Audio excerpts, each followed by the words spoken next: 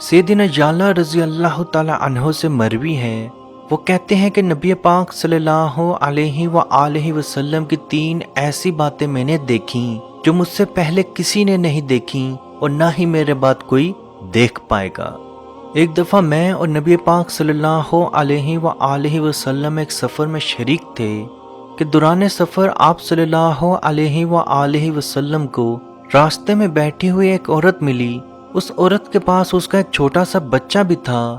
اس نے کہا، اے اللہ کے رسول صلی اللہ علیہ وآلہ وسلم، اس بچے کو جنات چمٹے ہوئے ہیں، اس کی وجہ سے ہم بہت زیادہ پریشان ہیں، اس کو دن میں کئی بار دورہ پڑتا ہے، آپ صلی اللہ علیہ وآلہ وسلم اس کا علاج کر دیں۔ تو آپ صلی اللہ علیہ وآلہ وسلم نے فرمایا، اس بچے کو مجھے پکڑاؤ۔ پھر آپ صلی اللہ علیہ وآلہ وسلم نے اس کا منہ کھول کر 3 بار اس میں پھونک ماری، جس کے ساتھ تھوڑا سا تھوک بھی شامل تھا، اور یہ دعا پڑھی، میں اللہ کا نام لے کر کہتا ہوں کہ میں اللہ کا بندہ ہوں، تو ناکام ہو جا اے اللہ کے دشمن۔ پھر آپ صلی اللہ علیہ وآلہ وسلم نے وہ بچہ اس عورت کو تھما دیا اور فرمایا، تم واپسی پر ہمیں یہیں ملنا اور بتانا کہ کیا نتیجہ نکلا ہے۔ سیدنا یعلا رضی اللہ تعالی عنہ کہتے ہیں، ہم آگے چلے گئے اور جب واپسی کا سفر شروع ہوا تو ہم نے اس عورت کو دوبارہ اسی جگہ پہ پا لیا۔ اس عورت کے ساتھ اس بار 3 بکریاں اور اس کا بچہ موجود تھا۔ آپ صلی اللہ علیہ وآلہ وسلم نے دریافت کیا، تمہارے بچے کا کیا حال ہے؟ تو اس پر اس عورت نے فرمایا، اللہ کی قسم جس نے حق کے ساتھ آپ کو ہم پہ بھیجا، ہم نے اس وقت کے بعد اس میں کوئی بھی چیز محسوس نہیں کی۔ آپ یہ بکریاں بطور عطیہ ہدیہ قبول فرمائیں۔ تو آپ صلی اللہ علیہ وآلہ وسلم نے فرمایا، یا اللہ اتر کر ایک بکری لے لو اور باقی واپس کر دو۔ تو عزیز دوستو، اس روایت سے جنات کی موجودگی بھی پتہ چلی اور اس کے ساتھ ساتھ جنات انسانوں میں داخل ہو سکتے ہیں، اس کی بھی دلیل ملی۔ حضرت ابن ابی رضی اللہ تعالی عنہ کا قول ہے کہ ان کے والد کا کھجور سکھانے کا ایک باغ تھا، جس کی دیکھ بھال، جس کی رکھوالی وہ خود کرتے تھے۔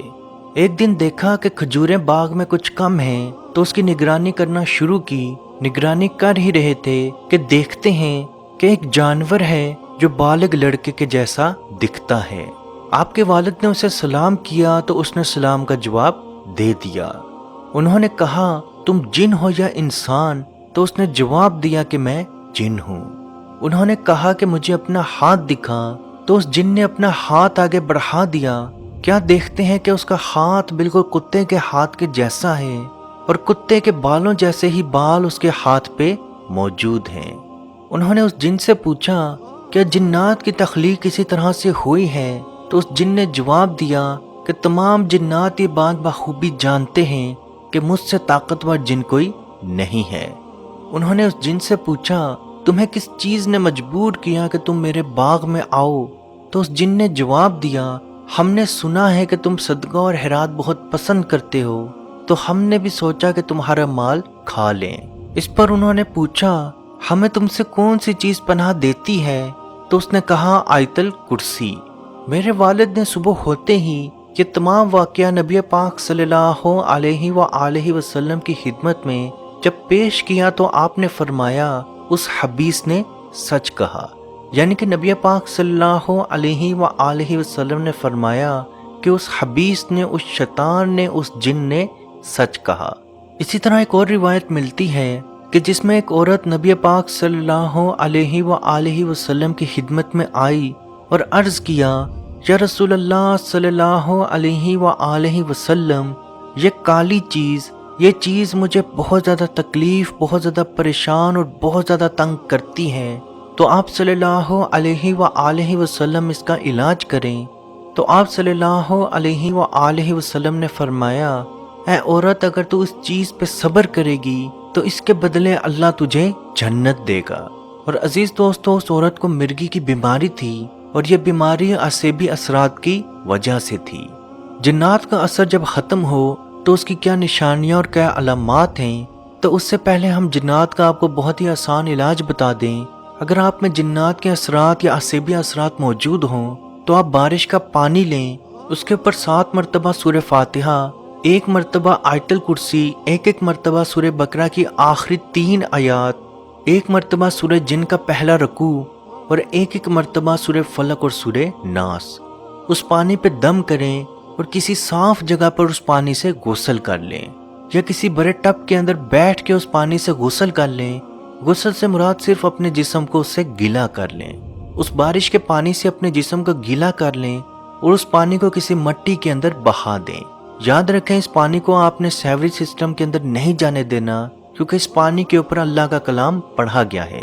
اگر مٹی آپ کو دستیاب نہیں ہے تو آپ چھت کے اوپر کسی ایسی جگہ پر یہ پانی بہا دیں جہاں پہ دھوپ کی وجہ سے یہ پانی سوکھ جائے۔ یا اگر آپ کو بارش کا پانی دستیاب نہیں ہے تو آپ 7 بیری کے پتے لیں، اس کو آدھی بالٹی پانی کے اندر ڈال کے یہی تمام کلمات پڑھ کے اس پانی سے غسل کر لیں۔ اس پانی کے ساتھ بھی سیم یہی کام آپ نے کرنا ہے، یا مٹی کے اندر بہا دیں یا چھت کے اوپر بہا دیں جہاں پہ دھوپ یا گرمی سے وہ پانی خود سوکھ جائے۔ جناتی یا عصبی اثرات ختم ہونے کی کیا نشانیاں ہیں؟ تو سب سے پہلے آپ بہت زیادہ ہلکا محسوس کریں گے۔ وہ ہلکا پن آپ ذہنی طور پر یا اندرونی طور پر محسوس کریں گے۔ حد سے زیادہ اپنے آپ کو خوش پائیں گے اور بہت اچھا محسوس کریں گے۔ آپ اپنے آپ میں بہت زیادہ طاقت محسوس کریں گے۔ دماغ پہ جو بوجھ یا دماغ پہ بہت زیادہ درد آپ محسوس کرتے تھے، یا سر میں بہت زیادہ جو درد تھا، وہ مکمل طور پہ ختم ہو جائے گا۔ آنکھوں کے حلقے مکمل طور پہ ختم ہوں گے۔ آپ کی بیماری، جو خطرناک بیماری اچانک سے آپ میں سٹارٹ ہو رہی تھی، اللہ پاک کے حکم سے وہ مکمل طور پہ ختم ہو جائے گی۔ آپ کی صحت آپ کے چہرے پہ نظر آئے گی اور لوگ بھی آپ کی صحت کا راز آپ سے پوچھتے پھریں گے۔ ہم نے بہت سارے لوگوں کو جناتی اثرات سے ٹھیک ہوتے ہوئے ICU کے اندر سے وینٹیلیٹر کے اوپر سے اٹھتے ہوئے خود دیکھا ہے۔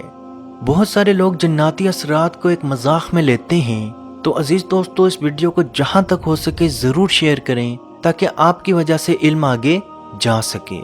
اللہ پاک سے دعا ہے کہ ہم سب کو اپنے حفظ و ایمان میں رکھے اور کشمیر کے بھائیوں پہ خصوصی رحم عطا فرمائے اور ان کو آزادی کی نعمت عطا فرمائے۔ آمین۔ اللہ حافظ۔ اعوذ باللہ من الشیطان الرجیم، بسم اللہ الرحمن الرحیم، للہ ما فی السماوات وما فی الارض وَإِن تُبْدُوا مَا فِي أَنفُسِكُمْ أَوْ تُخْفُوهُ يُحَاسِبْكُم بِهِ اللَّهُ فَيَغْفِرُ لِمَن يَشَاءُ وَيُعَذِّبُ مَن يَشَاءُ وَاللَّهُ عَلَى كُلِّ شَيْءٍ قَدِيرٌ۔ آمن الرسول بما أنزل إليه من ربه والمؤمنون كل آمن بالله وملائكته وكتبه ورسله لا نفرق بين أحد من رسله وقالوا سمعنا وأطعنا غفرانك ربنا وإليك المصير۔